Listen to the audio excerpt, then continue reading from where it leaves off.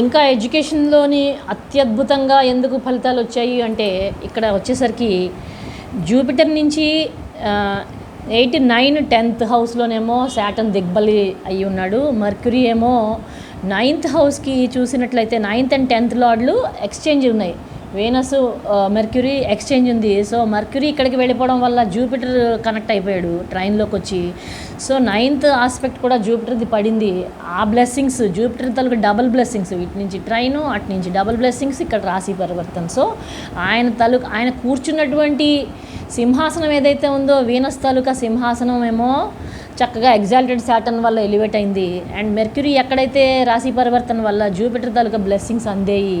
And sun తాలూకా name fame and status కూడా ఆ మెర్క్యూరీకి అన్ని సువాసనలన్నీ అంటే రంగు లీనింది. చదువు చాలా ఎక్సలెంట్గా సాగింది. ఎడ్యుకేషన్ కెరీర్ ఎక్సెప్షనల్గా ఆ నేటివ్ తాలూకా సెకండ్ రౌండ్ ఆఫ్ జూపిటర్లోని ఇవన్నీ కూడా అతను ఎక్స్పీరియన్స్ చేశారు అని చెప్పుకోవచ్చు.